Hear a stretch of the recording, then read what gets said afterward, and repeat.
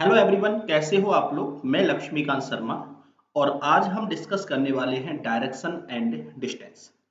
देखो दोस्तों, अगर मैं डायरेक्शन एंड डिस्टेंस की बात करूं तो डायरेक्शन एंड डिस्टेंस एग्जाम के पॉइंट ऑफ व्यू से बहुत ही इंपॉर्टेंट आपका टॉपिक है। मतलब मैं आपसे ये कह सकता हूं कि अगर आप मान लो एसएससी बैंक की तैयारी कर रहे हो या फिर आरपीएससी की तैयारी कर रहे हो तो लगभग 2 नंबर का या 3 नंबर का क्वेश्चन आपका डेफिनेट यहाँ से पूछा जाता है।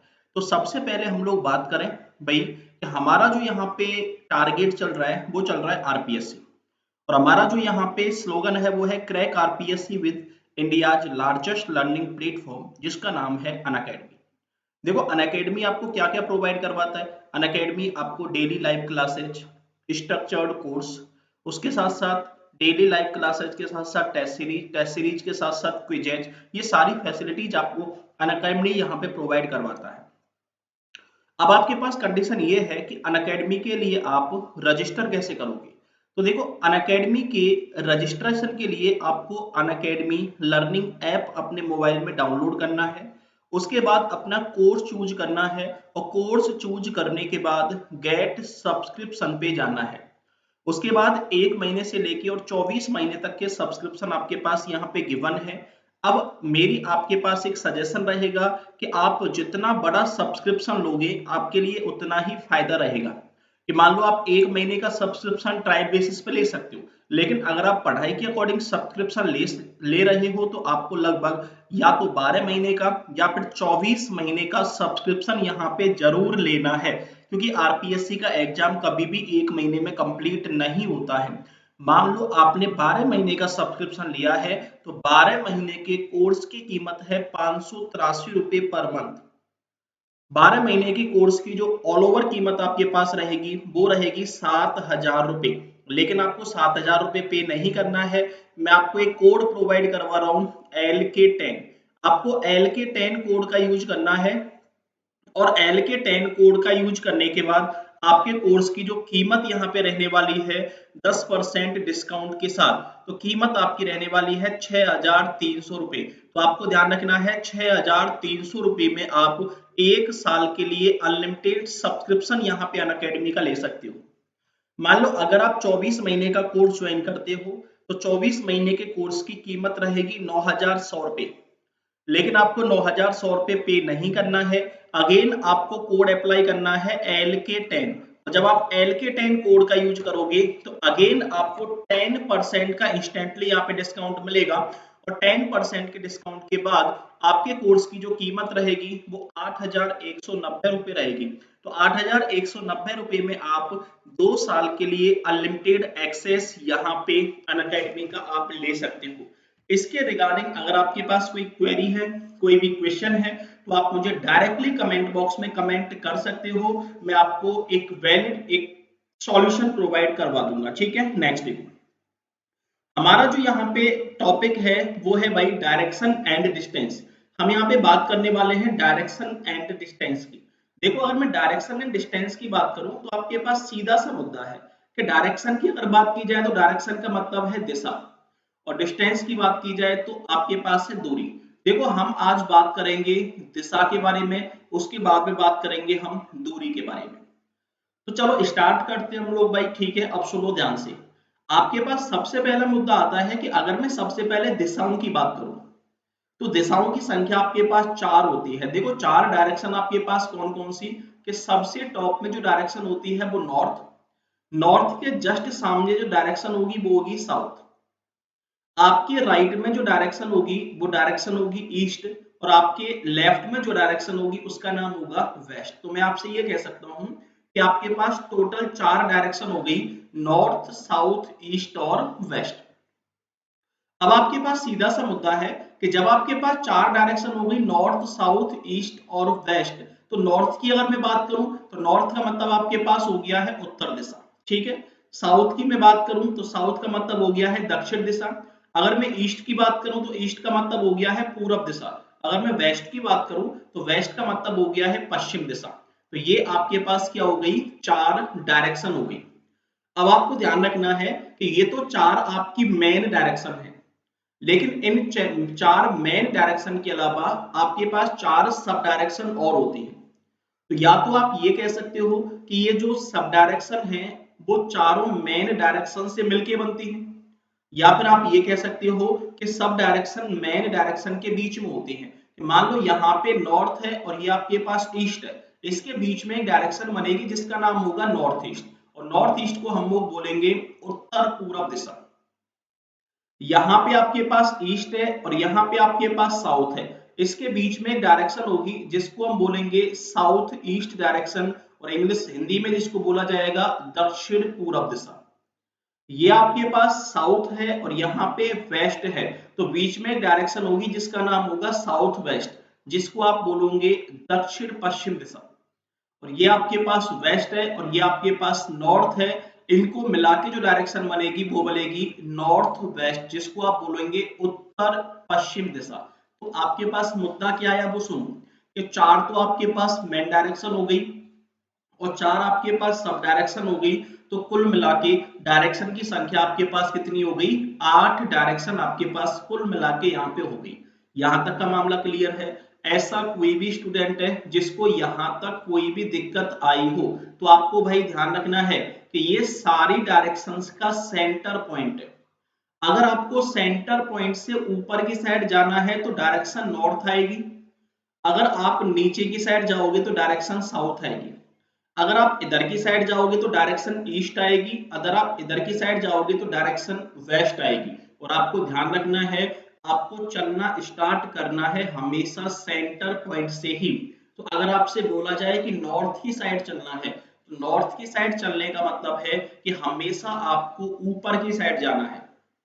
अगर आपसे बोले साउथ की साइड चलना है, तो साउथ की साइड चलने का मतलब है आपको हमेशा नीचे की साइड जाना है। अगर आपसे बोले कि ईस्ट की साइड चलना है, तो ईस्ट की साइड चलने का मतलब है हमेशा आपको अपने आगे की साइड जाना है। और आपसे बोले वेस्ट की साइड चलना है, तो वेस्ट का मतलब आपको हमेशा पीछे की साइड जाना है। क्लियर है यहाँ तक का मुद्दा? ऐसा कोई भी स्टूडेंट है भाई जिसको यहाँ तक कोई भी दिक्कत आई? क्लियर है? नेक्स्ट देखो आगे। देखो आपको पता है कि सबसे ऊपर जो डायरेक्शन है वो नॉर्थ डायरेक्शन है। अगर मैं यहाँ पे नॉर्थ डायरेक्शन की, देखो ये जो चारों की चारों नॉर्थ साउथ ईस्ट और वेस्ट, ये जो डायरेक्शन है वो मेन डायरेक्शन है, मैं आपको पहले ही बता चुका हूं। अब आपके पास सबसे पहला मुद्दा ये है कि नॉर्थ डायरेक्शन की अगर मैं पड़ोसी मेन डायरेक्शंस की बात करूं, तो आपको पता है नॉर्थ के पड़ोस में एक तो कौन बैठा है, ईस्ट बैठा है, और एक नॉर्थ के पड़ोस में कौन बैठा है, वेस्ट बैठा है।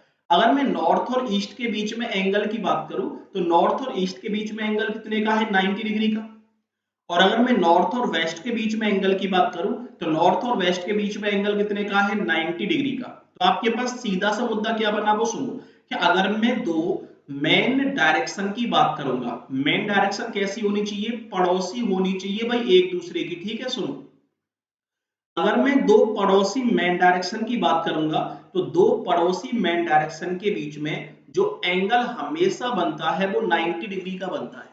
आपके पास पहला मुद्दा तो डेफिनेट ये होना चाहिए कि अगर मैं दो पड़ोसी मेन डायरेक्शंस की बात करूंगा, तो दो पड़ोसी मेन डायरेक्शंस के बीच में जो एंगल यहाँ पे बनेगा वो हमेशा 90 डिग्री का बनेगा। क्लियर है यहाँ तक का मुद्दा? कोई दिक्कत वाली बात है क्या? अब एक बात बताओ मुझे, मान लो ये आपके पास क्या हो गई, एक सब डायरेक्शन हो गई नॉर्थ वेस्ट, और नॉर्थ ईस्ट भी आपके पास क्या हो गई, सब डायरेक्शन हो गई। और मैं आपसे कह सकता हूं ये दोनों आपस में एक दूसरे की पड़ोसी सब डायरेक्शन हो गई। और जहां पे दो पड़ोसी सब डायरेक्शंस की बात की जाए, तो दो पड़ोसी सब डायरेक्शंस के बीच में एंगल या तो 90 डिग्री का बन सकता है और या फिर एंगल 90 डिग्री का नहीं बन सकता। अब आप चौंक गए भाई कि जब दो पड़ोसी मेन डायरेक्शन के बीच में एंगल 90 डिग्री का बन सकता है, तो दो सब डायरेक्शन के बीच में एंगल 90 डिग्री का क्यों नहीं बनेगा? तो सुनो, मैंने आपसे पहले ही कह दिया भाई कि जो सब डायरेक्शन होगी वो दो मेन डायरेक्शंस के बीच में बनेगी। देखो मेन डायरेक्शन के बीच में ये भी तो आपके पास एक डायरेक्शन बन रही है, और मैं कह सकता हूं मेन डायरेक्शन के बीच में ये भी तो आपके पास एक डायरेक्शन बन रही है। अगर मैं इन दोनों की बात करूं तो आपको पता है 90 डिग्री से कम का एंगल है। अगर मैं इन दोनों की बात करूं तो एग्जैक्ट 90 डिग्री का एंगल है। लेकिन अगर मैं इन दोनों की बात करूं तो 90 डिग्री से ज्यादा का एंगल है। तो आपके पास ध्यान रखना है कि दो पड़ोसी मेन डायरेक्शन के बीच में एंगल तो 90 डिग्री का बनता है, कंफर्म होता है। लेकिन दो पड़ोसी सब डायरेक्शंस के बीच में एंगल 90 डिग्री का बन भी सकता है और एंगल 90 डिग्री का नहीं भी बन सकता। क्लियर है यहाँ तक का मामला। अब आपके पास कंडीशन है कि अगर मैं दो आमने सामने वाली डायरेक्शंस की बात करूं, लेकिन वो कौन सी डायरेक्शन है, मेन डायरेक्शन। अगर मैं दो आमने सामने वाली डायरेक्शंस की बात करूं, मतलब नॉर्थ के सामने कौन बैठा है, साउथ, और ईस्ट के सामने कौन बैठा है, वेस्ट, तो मैं कह सकता हूं या तो ये दोनों आमने सामने वाली डायरेक्शन है और या फिर ये दोनों की दोनों कैसी डायरेक्शन है, अपोजिट डायरेक्शन है। लेकिन ये अपोजिट डायरेक्शन है कौन सी, मेन डायरेक्शन है। अगर मैं दो मेन अपोजिट डायरेक्शंस की बात करूं तो दो मेन अपोजिट डायरेक्शंस के बीच में जो एंगल बनता है वो हमेशा और हमेशा 180 डिग्री का बनता है। ध्यान रखना, दो अपोजिट मेन डायरेक्शंस के बीच में जो एंगल बनेगा वो हमेशा 180 डिग्री का बनेगा। क्लियर है यहाँ तक का मामला। सेम कंडीशन, अगर मैं दो अपोजिट सब डायरेक्शंस की बात करूं तो दो अपोजिट सब डायरेक्शंस के बीच में एंगल 180 का बन भी सकता है और एंगल 180 का नहीं भी बन सकता। क्लियर है मामला, कोई दिक्कत वाली बात है क्या, एक बार बताओ। अगर मैं इन दोनों की बात करूं, रुको एक सेकंड,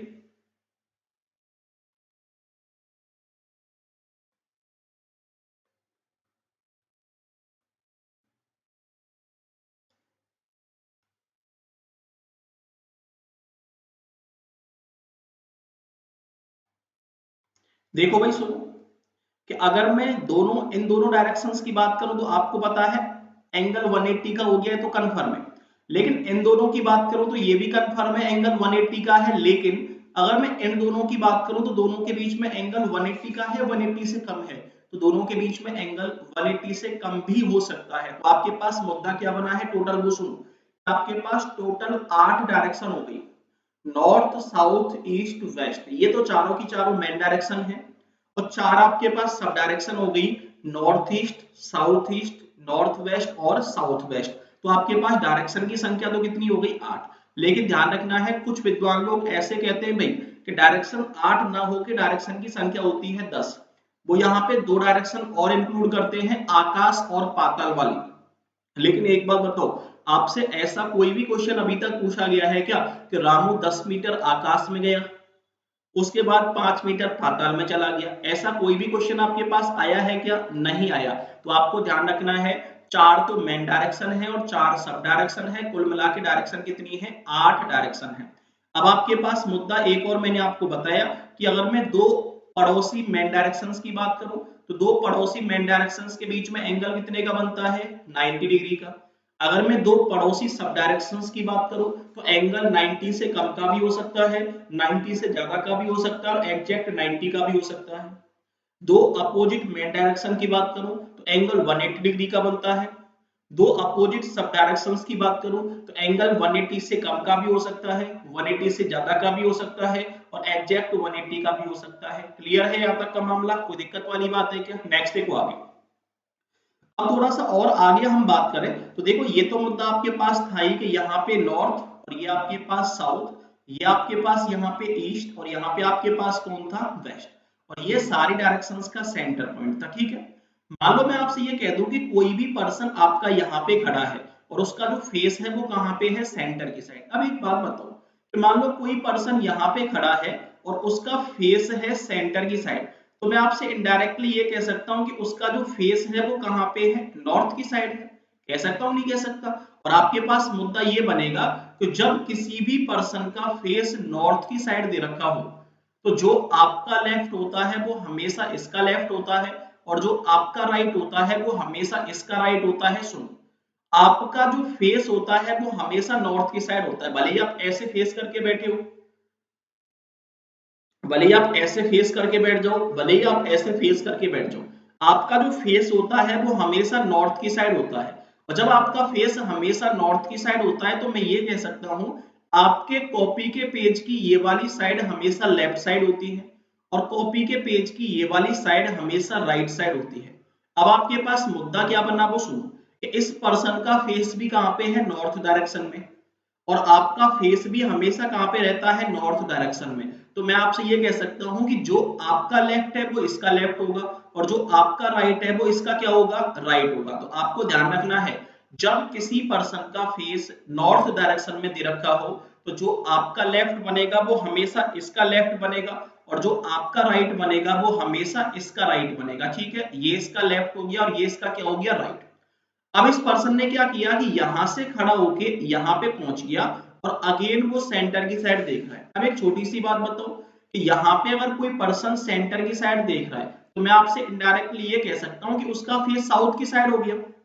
और जब पर्सन का फेस साउथ की साइड हो गया तो ध्यान रखना है जो आपका लेफ्ट है वो इस पर्सन का क्या बन जाएगा, राइट बन जाएगा, और जो आपका राइट है वो इस पर्सन का क्या बन जाएगा, लेफ्ट। तो मैं कह सकता हूं जो पर्सन का लेफ्ट है वो तो आपका बन गया है राइट, और जो पर्सन का राइट है वो पर्सन का क्या बन गया है, लेफ्ट। तो आपको ध्यान रखना है जब किसी पर्सन का फेस नॉर्थ डायरेक्शन में हो तो जो आपका लेफ्ट होगा वो इसका लेफ्ट होगा और जो आपका राइट होगा वो इसका राइट होगा। लेकिन जब किसी पर्सन का फेस साउथ डायरेक्शन में हो तो जो आपका लेफ्ट है वो इसका क्या बनेगा, राइट, और जो आपका राइट है वो इसका क्या बनेगा, लेफ्ट। मतलब मैं आपसे इनडायरेक्टली ये कह सकता हूं कि जहां पे दो पर्सन के फेस आमने सामने दे रखे हों वहां पे पर्सन के लेफ्ट और राइट हमेशा क्या हो जाते हैं, अपोजिट हो जाते हैं। यहां तक का मामला कोई क्लियर है? ऐसा कोई भी स्टूडेंट है जिसको यहां तक दिक्कत आई? मान लो आपके पास एक बेसिक सा क्वेश्चन लेके चल रहा हूं मैं। आपके पास एक क्वेश्चन है कि एक बंदा है और बंदे का नाम है रामू, और आपसे बोला गया है कि रामू सबसे पहले किस डायरेक्शन में गया, नॉर्थ में। कुछ डिस्टेंस कवर करने के बाद वो सबसे पहले लेफ्ट घूमा है, फिर कुछ डिस्टेंस कवर करने के बाद वो है राइट घूमा है, और फिर कुछ डिस्टेंस कवर करने के बाद वो लेफ्ट घूमा है। अब आपसे पूछा गया है कि रामू का फेस किस डायरेक्शन में है। ध्यान से सुनना, आंसर तो आपका आ गया होगा, लेकिन मैं बताना क्या चाह रहा हूं वो सारी चीजें आप सुनो। एक बात बताओ, पर्सन का नाम क्या है, रामू, और रामू ने किस डायरेक्शन में चलना स्टार्ट किया, नॉर्थ में। अब एक छोटी सी बात मुझे बताओ कि मान लो रामू ने नॉर्थ में चलना स्टार्ट तो कर दिया, लेकिन ऐसा कोई पॉइंट दे रखा है क्या कि जिस पॉइंट से रामू ने चलना स्टार्ट किया हो? नहीं दे रखा। तो मैं आपसे ये तो कह सकता हूं भाई कि ऐसा कोई ना कोई पॉइंट तो होगा जहां से रामू ने चलना स्टार्ट किया होगा। उस पॉइंट का नाम आपको पता है क्या? उस पॉइंट का नाम आपको नहीं पता। तो आपके पास सीधा सा मुद्दा क्या है, सुनो, कि मान लो ये वाला वो पॉइंट है जहां से रामू ने चलना स्टार्ट किया है, और ध्यान रखना है जहां से कोई भी पर्सन चलना स्टार्ट करता है उस पॉइंट को नाम दिया जाता है स्टार्टिंग पॉइंट। और जब भी आप स्टार्टिंग पॉइंट की बात करोगे तो स्टार्टिंग पॉइंट को हमेशा आप कंसीडर करोगे सेंटर में, और जब आप स्टार्टिंग पॉइंट को सेंटर में कंसीडर करोगे तो सीधी सी बात है अगर किसी भी पर्सन को नॉर्थ में चलाओगे तो नॉर्थ में जाएगा तो पर्सन हमेशा कहां पे जाएगा, ऊपर की साइड। अब एक छोटी सी बात बताओ, ये तो फिक्स है कि रामू नॉर्थ में गया है तो ऊपर की साइड गया है, और जब रामू नॉर्थ में गया है तो रामू का फेस भी किस डायरेक्शन में होगा, नॉर्थ में। और जब पर्सन का फेस नॉर्थ डायरेक्शन में होगा तो जो आपका लेफ्ट होगा वो इसका लेफ्ट होगा और जो आपका राइट होगा वो इसका राइट होगा। अब आपसे बोला है कि कुछ डिस्टेंस कवर करने के बाद रामू कहां पे घूमा है, लेफ्ट में। अब एक छोटी सी बात बताओ, लेफ्ट में घूमने का कोई एंगल आपको दे रखा है क्या? नहीं दे रखा। और जब तक किसी पर्सन के घूमने का कोई एंगल ना दे रखा हो पर्सन हमेशा 90 डिग्री के एंगल पर घूमता है। अब मान लो आपने रामू को लेफ्ट घुमाया, आपने लेफ्ट के हिसाब से, क्योंकि ये आपका क्या है, लेफ्ट। अब सीधी सी बात है लेफ्ट घुमा दिया है कितने एंगल पर, 90 डिग्री के एंगल पर। चलो मैं बता देता हूं, ऊपर इसका राइट होगा, नीचे इसका क्या होगा, लेफ्ट होगा। अब आपसे बोला है कि फिर वो राइट घूमा है, राइट घूमेगा तो राइट आपका ऊपर की साइड है, राइट घूमेगा तो कितने डिग्री पर घूमेगा, 90 डिग्री पर। अगेन उसका फेस नॉर्थ में हो गया तो ये इसका लेफ्ट हो गया और ये इसका राइट हो गया है। और लास्ट में वो घूमा है लेफ्ट की साइड, अगेन कितना डिग्री घूमेगा, 90 डिग्री। अब आपसे पूछा है इसका जो फेस है वो किस डायरेक्शन में है, तो मैं कह सकता हूँ फेस किस डायरेक्शन में है, वेस्ट में। अब आपके दिमाग में कंडीशन आई कि भाई हमारी तो समझ में नहीं आया, और टीचर ने अपने हिसाब से लेफ्ट घुमा दिया और अपने आप से अपनी तरफ से क्या घुमा दिया है, राइट घुमा दिया है। तो सुनो, आपको समझने की नीड नहीं है, क्योंकि आपको क्वेश्चन किसी भी कंडीशन में लेफ्ट और राइट के हिसाब से करना ही नहीं है। ध्यान रखना है डायरेक्शन में स्टूडेंट को सबसे ज्यादा कंफ्यूजन होती है लेफ्ट और राइट घुमाने में। तो आपको ध्यान रखना है डायरेक्शन वाला क्वेश्चन कभी भी लेफ्ट और राइट के हिसाब से आपको नहीं करना है। और जब डायरेक्शन वाला क्वेश्चन आपको कभी भी लेफ्ट और राइट के हिसाब से नहीं करना है तो आपके पास दो अलग से डायरेक्शन होती हैं। अब देखो दो अलग से डायरेक्शन कौन कौन सी होती हैं वो सुनो। एक डायरेक्शन आपके पास होती है क्लॉकवाइज डायरेक्शन, और दूसरी आपके पास होती है एंटी क्लॉकवाइज डायरेक्शन। अब एक बार बताओ, क्लॉकवाइज डायरेक्शन और एंटी क्लॉकवाइज डायरेक्शन। अगर मैं क्लॉकवाइज डायरेक्शन की बात करूं तो क्लॉकवाइज डायरेक्शन को हिंदी में बोला जाता है दक्षिणावर्त, ठीक है ना, हिंदी में बोला जाता है दक्षिणावर्त। अगर मैं एंटी क्लॉकवाइज डायरेक्शन की बात करूं तो एंटी क्लॉकवाइज डायरेक्शन को हिंदी में बोला जाता है वामावर्त। अब देखो क्लॉकवाइज डायरेक्शन क्या होती है कि जिस डायरेक्शन में हमारी घड़ी चलती है वो डायरेक्शन कौन सी, क्लॉकवाइज, और जिस डायरेक्शन में हमारी घड़ी चलेगी उसकी जस्ट अपोजिट कौन सी होगी, एंटी क्लॉकवाइज। और घड़ी चलेगी आपकी इस तरीके से और घड़ी की अपोजिट डायरेक्शन होगी आपकी उल्टे तरीके से। तो आपके पास सीधा सा मुद्दा है, ध्यान से सुनना। आपने सबसे पहले पर्सन को घुमाया था यहां से लेफ्ट, ठीक है, उसके बाद यहां पे पर्सन को घुमाया था राइट, उसके बाद पर्सन को यहां पे घुमाया था लेफ्ट। अब एक बार बताओ, जब आपने पर्सन को लेफ्ट घुमाया था तो ऐसे घुमाया था, जब आपने पर्सन को राइट घुमाया था तो ऐसे घुमाया था, जब आपने पर्सन को लेफ्ट घुमाया था तो ऐसे घुमाया था। एक बात बताओ, जब पर्सन लेफ्ट घूमा तो वो क्लॉकवाइज घूमा एंटी क्लॉकवाइज घूमा? तो मैं आपसे ये कह सकता हूं एंटी क्लॉकवाइज घूमा, तो मुद्दा ही खत्म हो गया कि जब भी आप किसी भी पर्सन को लेफ्ट घुमाओगे तो हमेशा उसे एंटी क्लॉकवाइज घुमाओगे, और जब भी आप किसी भी पर्सन को राइट घुमाओगे तो हमेशा आप उसे क्लॉकवाइज घुमा दोगे।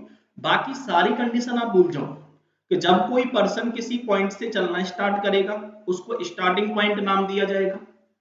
जब तक पर्सन के घूमने का एंगल ना दे रखा हो पर्सन हमेशा 90 डिग्री पर घूमेगा। तीसरी कंडीशन आपके पास है, अगर कोई पर्सन किसी भी पॉइंट पर चलना बंद करता है उस पॉइंट को नाम दिया जाता है एंडिंग पॉइंट।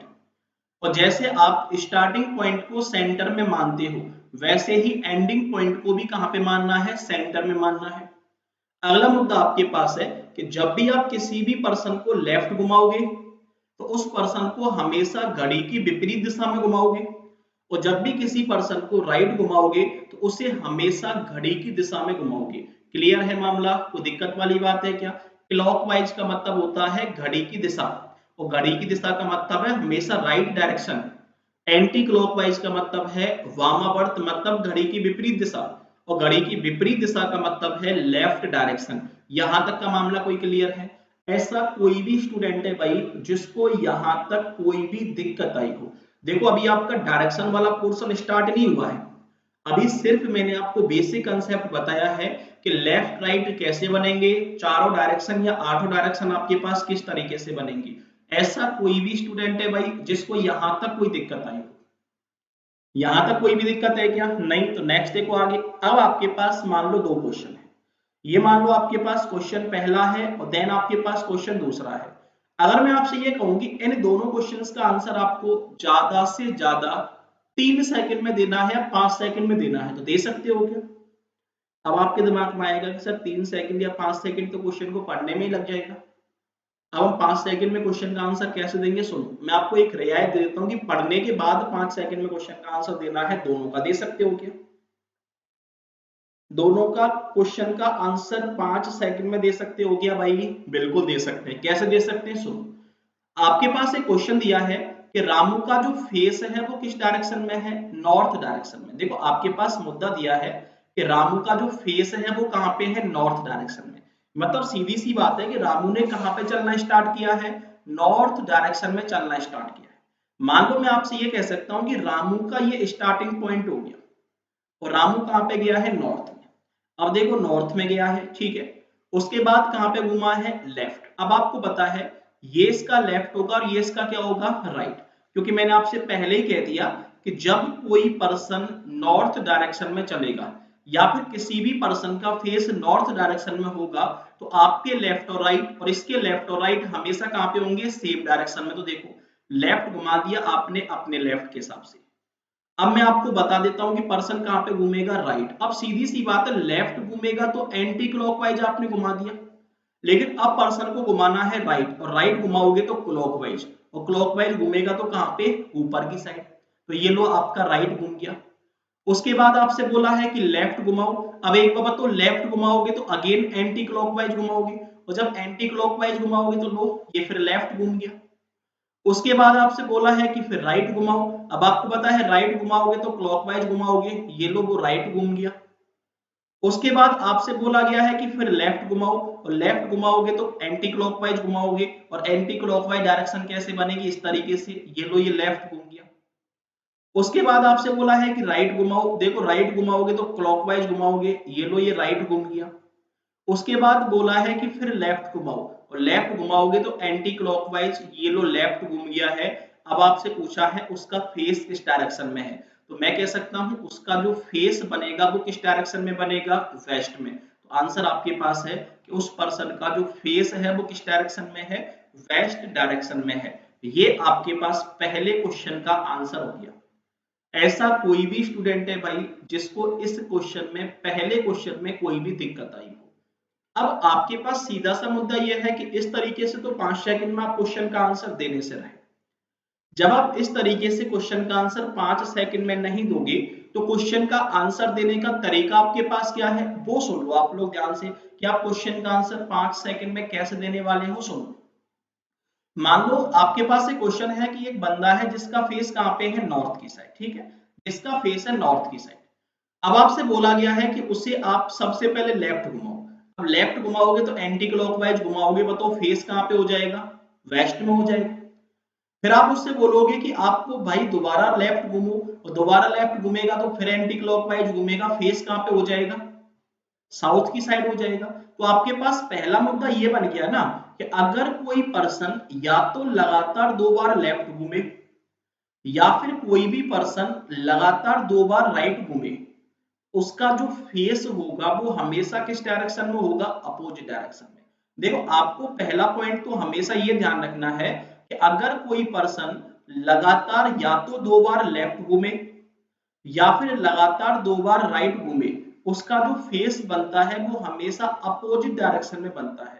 पहली लाइन क्लियर हो गई आप लोगों की, या तो लगातार 2 बार लेफ्ट घूमे या फिर लगातार 2 बार राइट घूमे, वह जिस डायरेक्शन में चलना स्टार्ट करेगा उसकी जस्ट अपोजिट डायरेक्शन आपका आंसर बनती है। क्लियर है मामला। नेक्स्ट अगला मुद्दा है कि अगर कोई पर्सन लगातार 3 बार कहां पे घूमे, लेफ्ट घूमे। देखो लगातार 3 बार लेफ्ट घूमने का मतलब क्या है कि मान लो आपके पास एक मुद्दा दिया गया है कि देखो पहली बार एंटी क्लॉकवाइज घुमाया, दूसरी बार एंटी क्लॉकवाइज घुमाया, और तीसरी बार यहां से एंटी क्लॉकवाइज घुमा दो, तो फेस कहां पे हो जाएगा, ईस्ट में।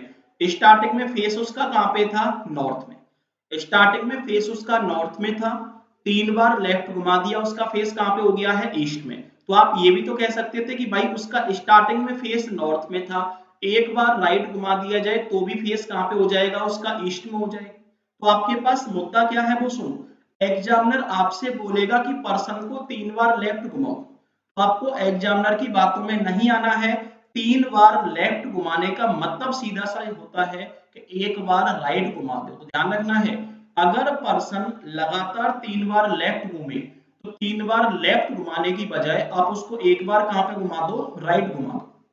अगर आपसे पर्सन बोले कि 3 बार लगातार राइट घुमाओ, तो 3 बार लगातार राइट घुमाने का मतलब है पर्सन को एक बार कहां पे घुमा दो, लेफ्ट घुमा दो। तो ध्यान रखना है आपके पास 3 कंडीशन हो गई। 3 कंडीशन क्या है, अगर कोई पर्सन या तो लगातार 2 बार लेफ्ट घूमे या फिर लगातार 2 बार राइट घूमे, उसका फेस जिस डायरेक्शन में होगा उसकी जस्ट अपोजिट डायरेक्शन आंसर होगी। दूसरी कंडीशन है, अगर पर्सन लगातार 3 बार लेफ्ट घूमे तो उसको एक बार कहां पे घुमा दो, राइट घुमा दो। तीसरी कंडीशन, अगर पर्सन लगातार 3 बार राइट घुमाओ तो 3 बार राइट की डायरेक्शन बराबर होती है एक बार लेफ्ट की डायरेक्शन की। क्लियर है मामला, कोई दिक्कत वाली बात है कि, लेकिन एक बात बताओ, आपके पास बिल्कुल बेसिक सा कंसेप्ट और है कि मान लो पर्सन का फेस है नॉर्थ में, आपने एक बार उसको लेफ्ट घुमाया तो पर्सन का फेस हो गया है वेस्ट में। फिर आपसे बोले कि अब उसको एक बार राइट घुमाओ, एक बार राइट घुमाओगे तो बताओ क्लॉकवाइज, अब उसका फेस अगेन कहां पे हो गया है, नॉर्थ में। तो मैं कह सकता हूं एक बार लेफ्ट घुमाओगे और एक बार राइट घुमाओगे तो डिस्टेंस डिफरेंस हमेशा कितने का आने वाला है, 0 का आने वाला है। तो आपके पास मुद्दा क्या बना है वो सुनो। आपके पास मुद्दा बना है कि अगर पर्सन एक बार लेफ्ट घूमे, आपके पास मुद्दा बना है कि पर्सन अगर एक बार लेफ्ट घूमे एक बार राइट घूमे तो डिफरेंस कितने का, 0 का। अगर पर्सन 2 बार लेफ्ट घूमे 2 बार राइट घूमे तो भी डिफरेंस कितने का, 0 का। अगर पर्सन 3 बार लेफ्ट घूमे और 3 बार राइट घूमे तो भी डिफरेंस 0 का।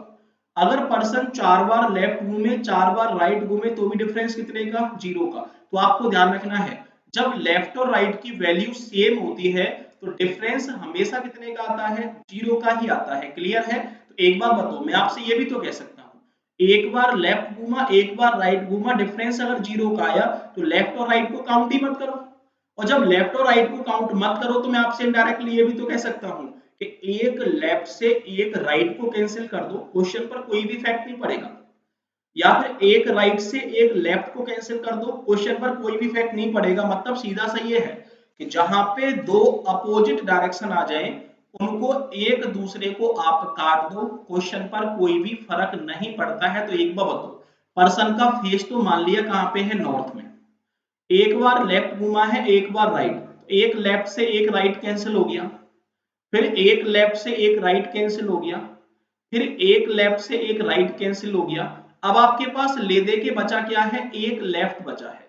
और जब आपके पास ले दे के एक लेफ्ट बचा है तो इस लेफ्ट का आपको करना क्या है, सुनो। आप ये देखो कि स्टार्टिंग में इसका फेस कहां पे था, नॉर्थ में। इस पर्सन को एक बार केवल लेफ्ट घुमाना है और जब पर्सन को केवल एक बार लेफ्ट घुमाओगे तो उसका जो फेस बनेगा वो कहां पे बनेगा, वेस्ट में। यही तो आपका आंसर है कि उसका जो फेस है वो कहां पे है, वेस्ट डायरेक्शन में है। कर लोगे?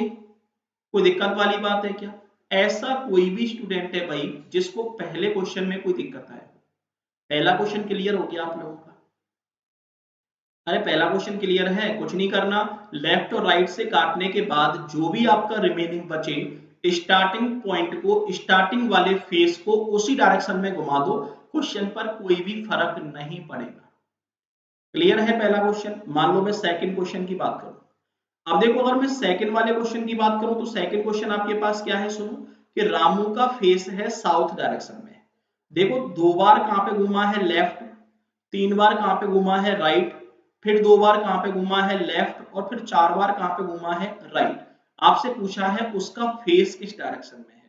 देखो जब भी आपके पास ऐसी कोई भी वैल्यू आ जाए तो ऐसी वैल्यू को कुछ नहीं करना, आपको लेफ्ट और राइट वाली वैल्यू को अलग अलग कंडीशंस में ऐड करना है। ये लेफ्ट की वैल्यू हो गई और ये आपके पास राइट की वैल्यू हो गई। एक बार बताओ कितनी बार लेफ्ट घुमा है, 2 बार। तो देखो लेफ्ट वाली वैल्यूज को एक साइड लिख लो और राइट वाली वैल्यूज को एक साइड लिख लो। जब मैं लेफ्ट वाली वैल्यूज को एक साइड लिखूंगा तो बताओ 2 बार कहां पे घुमा है, लेफ्ट, उसके बाद 3 बार कहां पे घुमा है, राइट, फिर 2 बार कहां पे घुमा है, लेफ्ट, और उसके बाद 4 बार कहां पे घुमा है, राइट। तो एक बार बताओ मुझे छोटी सी कि 2 और 2 4 बार तो कहां पे घूम गया है, लेफ्ट, और 4 और 3 7 7 बार कहां पे घूम गया है, राइट। अब एक बार बताओ टोटल लेफ्ट तो घुमा है 4 बार और टोटल राइट घुमा है 7 बार। जो भी वैल्यू बड़ी है उसमें से छोटी को माइनस कर दो। तो बताओ 7 में से आप 4 को माइनस करोगे तो 7 में से 4 को माइनस करोगे तो आपके पास रिमेनिंग 3 बचेगा। लेकिन ये 3 ज्यादा वाली वैल्यू का बचेगा, कम वाली वैल्यू का? तो मैं कह सकता हूं ये जो 3 बचेगा वो ज्यादा वाली वैल्यू का बचेगा। मतलब पर्सन को फाइनली 3 बार कहां पे घुमाना है, राइट घुमाना है। अब मैंने आपसे पहले कह दिया कि 3 बार राइट घुमाने का मतलब है उस पर्सन को एक बार कहां पे घुमा दो, लेफ्ट घुमा दो। देखो 3 बार राइट घुमाओगे या फिर एक बार लेफ्ट घुमाओगे तो कंडीशन आपकी सेम बनेगी। तो मैं कह सकता हूं भाई 3 बार राइट या एक बार लेफ्ट का मतलब कैसा होगा, सेम होगा। अब पर्सन को एक बार लेफ्ट घुमाना है तो जब पर्सन को एक बार लेफ्ट घुमाओगे तो घुमाओगे कहां से, स्टार्टिंग फेस से। अब आपको पता है स्टार्टिंग फेस कहां पे है, साउथ में, और एक बार कहां पे घुमाओगे, लेफ्ट। तो एक बार बताओ ये राइट है और ये लेफ्ट है और एक बार लेफ्ट घुमाओगे तो कंडीशन आपके पास बनेगी ये वाली, क्योंकि लेफ्ट का मतलब हमेशा क्या होता है, एंटी क्लॉकवाइज डायरेक्शन होती है। और एक बार लेफ्ट घुमाओगे तो मुद्दा आपके पास बनेगा ये वाला। अब एक बार बताओ उसका जो फेस बनेगा वो किस डायरेक्शन में बनेगा, ईस्ट डायरेक्शन में। यही तो आपका आंसर है कि ले दे के उसका फेस कहां पे है, ईस्ट डायरेक्शन में। आप तो केवल ये ध्यान रखो कि लेफ्ट घूमेगा तो हमेशा एंटी क्लॉकवाइज घूमेगा और राइट घूमेगा तो हमेशा क्लॉकवाइज घूमेगा। हो गया भाई सेकंड नंबर का क्वेश्चन। ऐसा कोई भी भला इंसान है जिसको सेकंड नंबर में कोई भी दिक्कत आई? क्लियर है सेकंड नंबर का मुद्दा? ठीक है। ये आपके पास पहला क्वेश्चन हो गया और दूसरा क्वेश्चन हो गया। इन दोनों क्वेश्चंस में कोई दिक्कत है? अब मान लो आपके पास वैल्यू कितनी भी बड़ी आ जाए, आपको किसी भी कंडीशन में घबराना नहीं है, ठीक है भाई। अब आपके पास मान लो ये क्वेश्चन दे रखा है, क्वेश्चन नंबर 3। अब देखो क्वेश्चन नंबर 3 क्या है आपके पास, सुनो कि मोहन का फेस है नॉर्थ में, नॉर्थ ईस्ट में। देखो मोहन का फेस कहां पे है, नॉर्थ ईस्ट में। अब आपसे बोला है 135 डिग्री, ध्यान रखना डिग्री है, 135 डिग्री के एंगल पर लेफ्ट घुमा है, फिर 225 डिग्री के एंगल पर राइट घुमा है, फिर 315 डिग्री के एंगल पर लेफ्ट घुमा है, फिर 135 डिग्री के एंगल पर राइट घुमा है, और फिर 45 डिग्री के एंगल पर लेफ्ट घुमा है। अब आपसे पूछा है उसका फेस किस डायरेक्शन में होगा। सुनो ध्यान से, कुछ नहीं करना आपको, कंडीशन सेम है कि लेफ्ट और राइट वाली वैल्यूज को एक साइड लिखना है कि लेफ्ट में कितना घुमा है और राइट में कितना घुमा है। सबसे पहले 135 डिग्री घुमा है लेफ्ट, तो देखो लेफ्ट की वैल्यू कितना आ गई 135 डिग्री।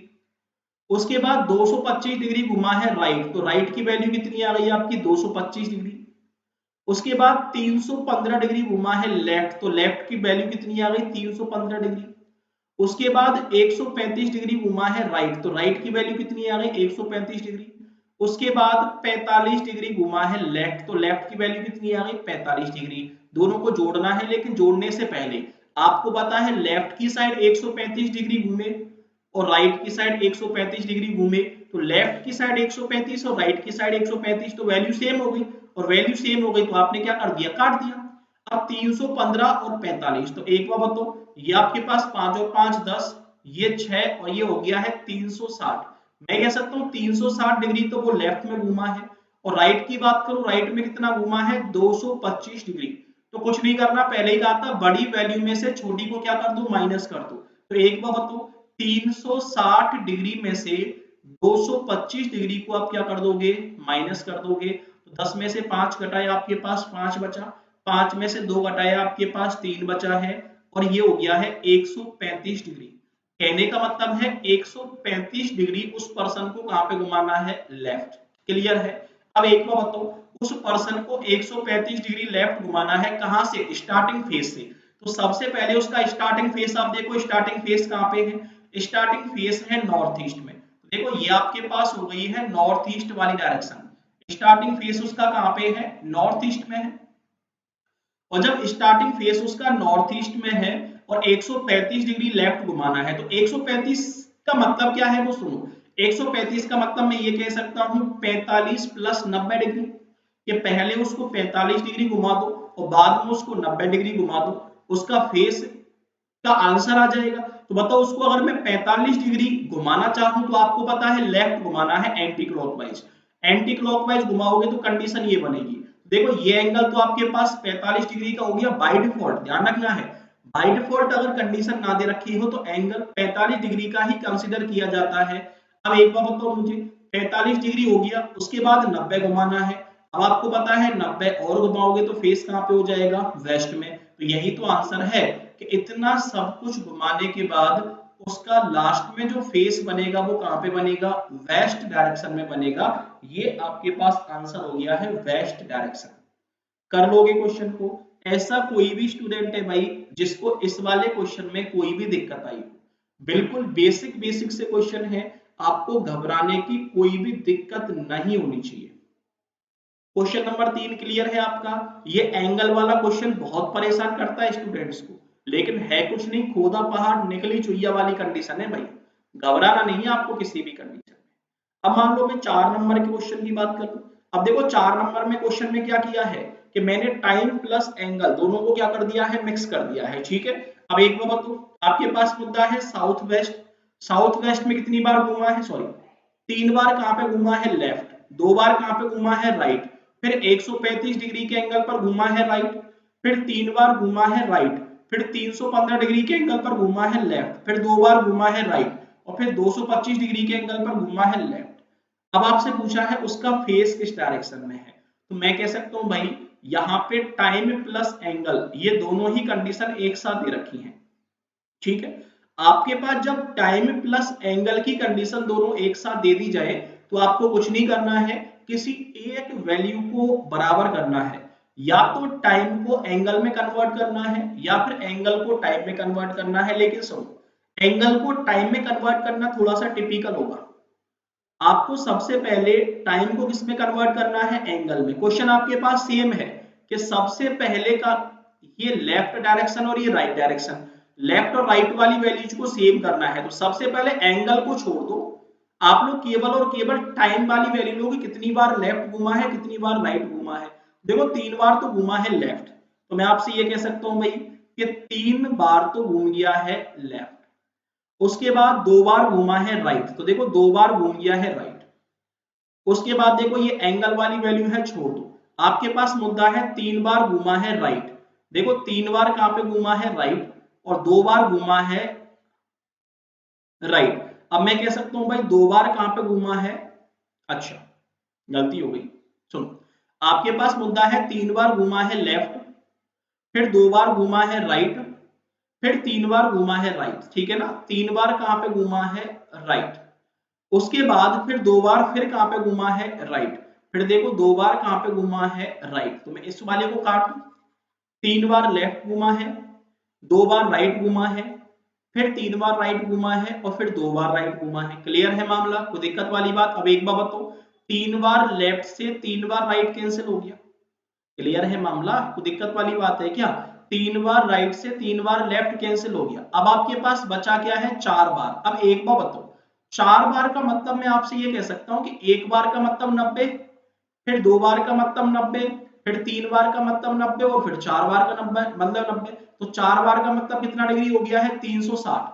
और मैं कह सकता हूं अगर कोई पर्सन नॉर्थ से 360 डिग्री घूमे तो उसकी डायरेक्शन में कोई भी अंतर आएगा क्या, नहीं। आपको पता है कि उसका फेस अगेन कहां पे रहने वाला है, नॉर्थ की साइड ही रहने वाला है। और जब उसका फेस अगेन नॉर्थ की साइड ही रहने वाला है तो 360 डिग्री को बराबर किया जा सकता है 0 डिग्री के बराबर। और जब 0 डिग्री के बराबर है तो टाइम वाली कंडीशन तो एकदम से क्या हो गई, खत्म हो गई। तो टाइम वाली कंडीशन तो आपके पास बची नहीं, ले दे के आपके पास क्या बच गया है, 0। अब आपके पास बचा क्या है, एंगल। अगर मैं यहाँ पे एंगल वाली कंडीशन की बात करूं तो एक बार बताओ, ये लेफ्ट हो गया और ये क्या हो गया है, राइट। अब आपको पता है भाई 135 डिग्री के एंगल पर घुमा है राइट। उसके बाद आपके पास मुद्दा है 315 डिग्री के एंगल पर घुमा है लेफ्ट। उसके बाद मुद्दा है 225 डिग्री के एंगल पर घुमा है लेफ्ट। अब एक बार बताओ, 5 और 5 10, 2 और 1 3 और 1 4, ये हो गया है आपके पास 225 है, ठीक है।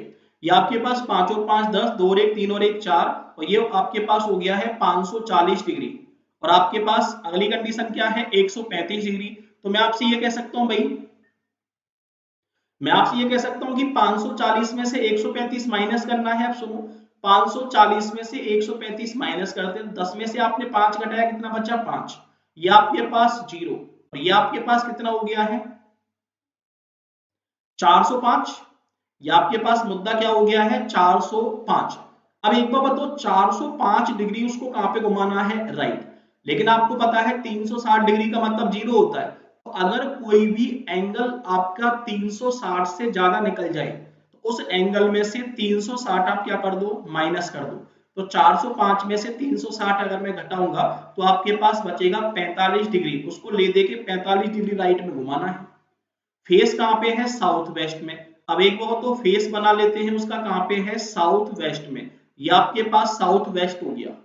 और आपको पता है 45 डिग्री राइट घुमाओगे, राइट का मतलब क्या है, क्लॉकवाइज। और आपको पता है 45 डिग्री अगर क्लॉकवाइज घुमाओगे तो फेस कहां पे बनने वाला है, वेस्ट में। तो मैं कह सकता हूं भाई इतना सब कुछ घूमने के बाद उसका जो फेस बनेगा वो वेस्ट डायरेक्शन में बनेगा।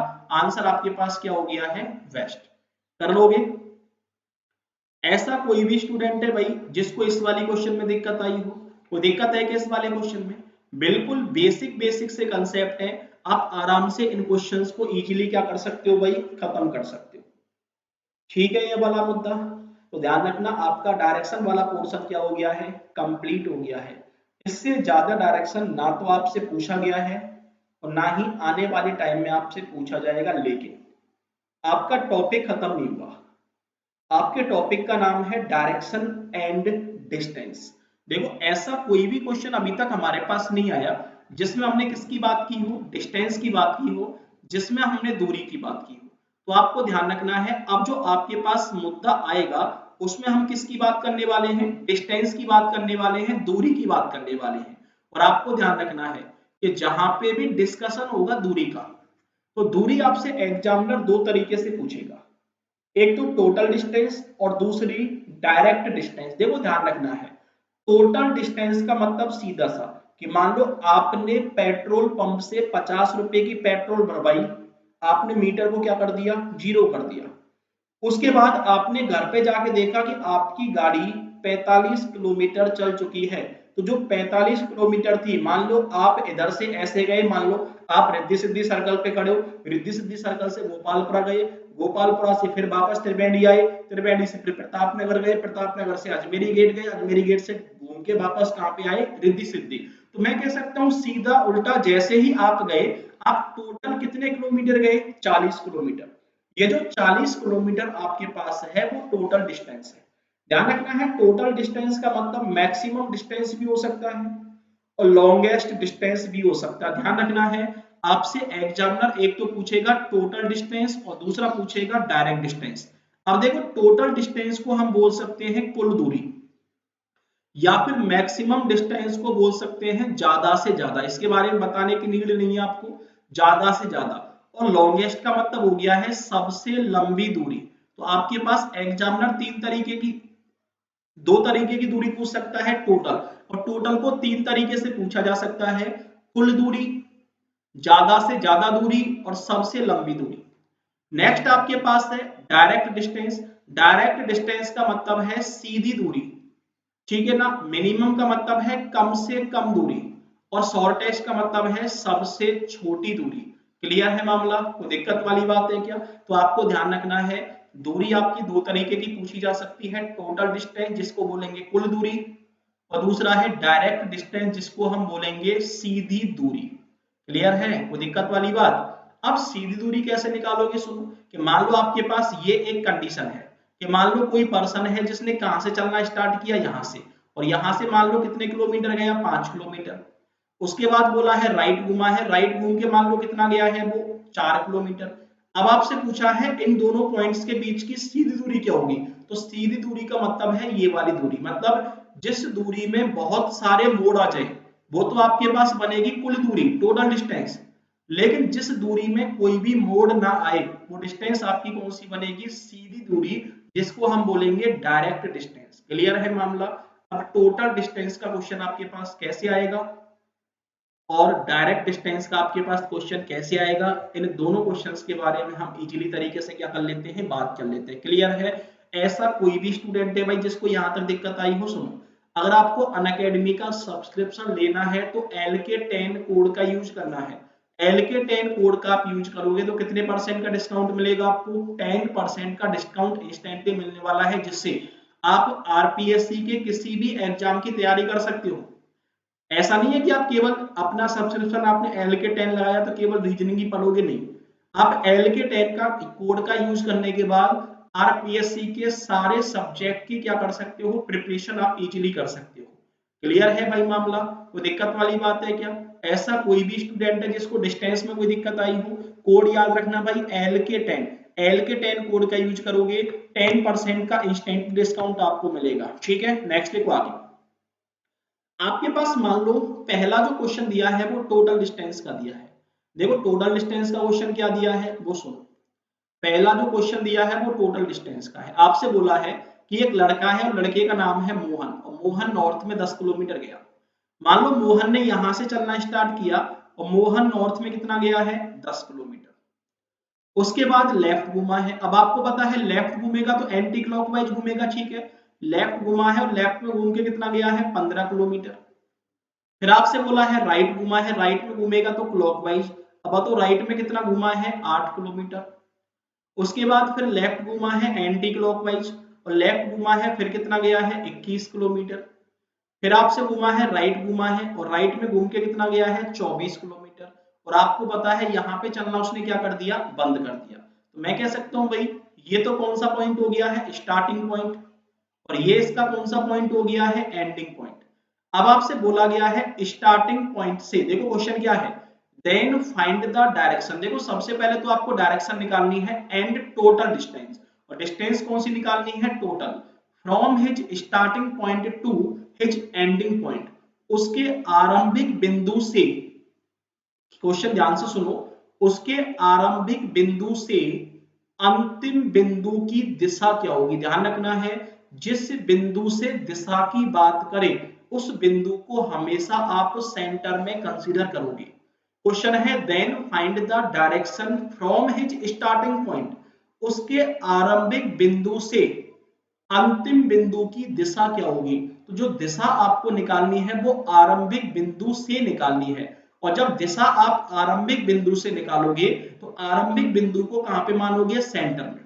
अब आपको करना कुछ भी नहीं है, आपको स्टार्टिंग पॉइंट से एंडिंग पॉइंट को मिलाती हुई एक सीधी लाइन खींचनी है। तो आपने क्या किया है, स्टार्टिंग पॉइंट से एंडिंग पॉइंट को मिलाती हुई एक सीधी लाइन खींच दी।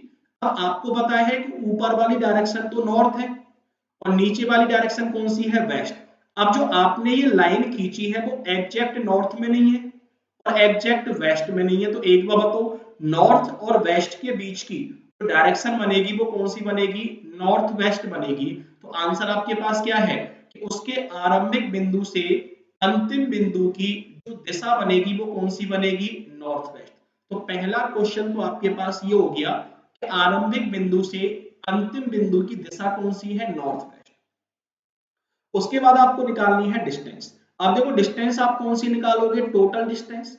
अगर मैं टोटल डिस्टेंस की यहाँ पे बात करूं तो टोटल डिस्टेंस का मतलब सीधा सा कि जितनी डिस्टेंस उतने कवर की है उन सारी डिस्टेंस को ऐड करना है। तो एक बार तो यहां से जब वो नॉर्थ में गया तो कितने किलोमीटर गया, 10 किलोमीटर। फिर लेफ्ट में घूमा है, कितना गया है, 15। फिर राइट में घूमा है, कितना गया है, 8। फिर लेफ्ट में घूमा है, कितना गया है, 21। फिर राइट में घूमा है, कितना गया है, 24। कहने का मतलब सीधा सा कि जब भी आप टोटल डिस्टेंस निकालोगे तो टोटल डिस्टेंस में जितनी भी डिस्टेंस आपको दी जाती है उन सारी की सारी डिस्टेंसेज को क्या करोगे, आप ऐड करोगे। तो आप सारी डिस्टेंस को ऐड कर दो, टोटल डिस्टेंस निकल के आ जाएगी। 8 और 5 13, 13 और 1 14, और 14 और 4 कितना हो गया है, 18। ठीक है, 2 और 1 3, 3 और 2 5, 5 और 2 कितना हो गया है, 7। तो टोटल डिस्टेंस आपके पास कितनी हो गई, 78 किलोमीटर। तो आंसर है स्टार्टिंग पॉइंट से ending point north west direction में 78 किलोमीटर की दूरी पर स्थित है। ये आपके पास क्वेश्चन हो गया है भाई पहला, जिसमें आपसे पूछी गई है टोटल डिस्टेंस। निकाल लोगे आप लोग टोटल डिस्टेंस। ऐसा कोई भी भला इंसान है जिसको टोटल डिस्टेंस में दिक्कत आई। टोटल डिस्टेंस क्लियर हो गई आप लोगों की, ठीक है भाई। नेक्स्ट देखो, टोटल डिस्टेंस में कुछ नहीं करना। पहली कंडीशन, अगर आपको डायरेक्शन निकालनी है तो जिस पॉइंट से डायरेक्शन आपको निकालनी है उस पॉइंट को सेंटर में मानोगे और दूसरे पॉइंट से मिलाती हुई एक लाइन खींच दोगे तो आपके पास डायरेक्शन निकल के आ जाएगी। अगर आपको टोटल डिस्टेंस निकालनी है तो टोटल डिस्टेंस निकालने के लिए जितनी भी डिस्टेंस आपको दे रखी है उन सारी की सारी डिस्टेंसेज को आप क्या कर दोगे, ऐड कर दोगे, आपके पास टोटल डिस्टेंस निकल के आ जाएगी। कर लोगे इस वाले क्वेश्चन को। ऐसा कोई भी भला इंसान है भाई जिसको पहले क्वेश्चन में दिक्कत आई हो, मतलब टोटल डिस्टेंस निकालने में कोई भी दिक्कत आई, निकाल लोगे टोटल डिस्टेंस। नेक्स्ट देखो आगे। अब ये क्वेश्चन आपके पास दिया है डायरेक्ट डिस्टेंस का, सुनो ध्यान से। ममता साउथ में 15 किलोमीटर गई, तो एक छोटी सी बात बताओ, मान लो ममता ने यहां से चलना स्टार्ट किया और ये इसका कौन सा पॉइंट हो गया है, स्टार्टिंग पॉइंट हो गया है। तो ममता सबसे पहले कहां पे गई, साउथ में। अब देखो ममता साउथ में गई और कितने किलोमीटर गई, 15 किलोमीटर। उसके बाद लेफ्ट घूमी है। अब एक बार बताओ, लेफ्ट घूमेगी तो एंटी क्लॉकवाइज ही घूमेगी। लेफ्ट घूमी है और लेफ्ट में घूम के कितने गई है, 10 किलोमीटर। उसके बाद आपसे बोला है कि फिर वो राइट घूमी है। अब आपको पता है राइट घूमेगी तो क्लॉकवाइज जाएगी, और क्लॉकवाइज मतलब नीचे की साइड, और राइट में घूम के कितना गई है, 25 किलोमीटर। फिर आपसे घूमी है कि फिर वो लेफ्ट घूमी है और लेफ्ट में घूम के कितना गई है, 20 किलोमीटर। और यहाँ पे उसने चलना क्या कर दिया है, बंद कर दिया है। तो ये तो एंडिंग पॉइंट हो गया और ये स्टार्टिंग पॉइंट हो गया। अब आपसे पूछी है कि डायरेक्शन निकालो, तो डायरेक्शन कहां से निकालनी है, स्टार्टिंग पॉइंट से, कि उसके आरंभिक बिंदु से अंतिम बिंदु की दिशा क्या होगी। तो मैंने क्या कहा कि जिस पॉइंट से डायरेक्शन पूछी जाए उस पॉइंट को हमेशा कहां पे मानोगे, सेंटर में मानोगे। तो मैं कह सकता हूं भाई स्टार्टिंग पॉइंट को सेंटर में माना और स्टार्टिंग पॉइंट से एंडिंग पॉइंट को मिलाती हुई एक लाइन खींच दी। अब सीधी सी बात है, स्टार्टिंग पॉइंट को एंडिंग पॉइंट से मिलाती हुई जब आप सीधी लाइन खींचोगे तो ये तो नॉर्थ हो गया है, ये साउथ हो गया है और ये आपका ईस्ट हो गया है। तो बताओ ये जो डायरेक्शन आपके पास बन रही है वो कौन सी बन रही है, साउथ ईस्ट। तो मैं आपसे ये कह सकता हूं स्टार्टिंग पॉइंट से एंडिंग पॉइंट की जो डायरेक्शन बनेगी वो कौन सी बनेगी, साउथ ईस्ट बनेगी। अब आपसे पूछी है डिस्टेंस। अब एक बार बताओ यहाँ पे किसी भी डिस्टेंस को आइडेंटिफाई कर रखा है क्या, नहीं कर रखा। और जब किसी भी डिस्टेंस को आइडेंटिफाई नहीं कर रखा तो यहाँ पे ध्यान रखना है जब तक आपको टोटल डिस्टेंस वर्ड ना दे रखा हो तभी आप हमेशा डायरेक्ट डिस्टेंस ही निकालोगे। टोटल डिस्टेंस तो हमेशा तभी निकालोगे जब आपके पास टोटल डिस्टेंस दे रखा है। अब यहाँ पे डिस्टेंस आइडेंटिफाई नहीं कर रखी और जब डिस्टेंस आइडेंटिफाई नहीं कर रखी तो डायरेक्ट डिस्टेंस निकालनी है। और डायरेक्ट डिस्टेंस का मतलब है आपको ये वाली दूरी क्या करनी है, कैलकुलेट करनी है जिस दूरी में कोई भी मोड़ ना आए। अब आपको पता है भाई एक बात बताओ, जब आप ये वाली सीधी दूरी कैलकुलेट करोगे तो आपको आमने सामने की भुजाओं को बराबर करना होगा। एक बात बताओ, यहां से और यहां तक की दूरी अगर 25 किलोमीटर है तो मैं कह सकता हूं भाई अगर इसके पैरेलल एक दूरी बनानी चाहे तो इसकी लंबाई भी कितनी बनानी पड़ेगी भाई, 25 किलोमीटर ही बनेगी। ठीक है, नेक्स्ट देखो आपके पास मुद्दा है कि अगर मैं इस दूरी की बात करूं तो ये दूरी आपकी इस दूरी के बराबर होगी। तो ये दूरी आपके पास कितनी हो गई, 10। तो एक बार बताओ यहां से और यहां तक की दूरी तो हो गई 15 और यहां से और यहां तक की दूरी हो गई 25। तो मैं कह सकता हूं ये टोटल आपके पास कितनी हो गई, 40। यहां से यहां तक की दूरी है 10 और यहां से यहां तक की दूरी है 20। तो ये टोटल आपके पास कितनी हो गई, 30। अब देखो डायरेक्ट डिस्टेंस निकालने के लिए आप हमेशा एक थ्योरम का यूज करोगे। थ्योरम आपके पास है पाइथागोरस थ्योरम। देखो आप यूज करोगे पाइथागोरस थ्योरम का। अगर मैं यहाँ पे पाइथागोरस थ्योरम की बात करूं तो पाइथागोरस प्रमेय क्या होती है, कर्ण का स्क्वायर बराबर लंब का स्क्वायर प्लस आधार का स्क्वायर, यही होती है आपके पास। देखो कर्ण का स्क्वायर बराबर आधार का स्क्वायर और प्लस आपके पास क्या हो गया है, लंब का स्क्वायर, यही मुद्दा बनेगा। अब एक बार बताओ, कर्ण आपको कैलकुलेट करना है। कर्ण का मतलब स्टार्टिंग पॉइंट से एंडिंग पॉइंट के बीच की डायरेक्शन, डिस्टेंस। तो मैं कह सकता हूं कर्ण की वैल्यू तो आपके पास हो गई x। अब आप लंब और आधार किसी को भी मान लो इसको आपने लंब मान लिया 40 और आधार कितना हो गया है 30। तो मैं कह सकता हूं भाई आधार का मतलब हो गया है 30 का स्क्वायर और प्लस लंब का मतलब हो गया है 40 का स्क्वायर। 30 का स्क्वायर कितना 900 और 40 का स्क्वायर कितना 1600। 900 और 1600 कितना हो गया है 2500। ये वैल्यू है आपके पास किसकी, एक्स स्क्वायर की। कर्ण का स्क्वायर था ना, एक्स की वैल्यू निकालने के लिए 25 को रूट में बंद कर दो तो 2500 कितने का स्क्वायर है 50 का। तो मैं कह सकता हूं x की वैल्यू कितनी आई 50। x क्या थी आपका कर्ण, कर्ण का मतलब क्या थी, सीधी दूरी।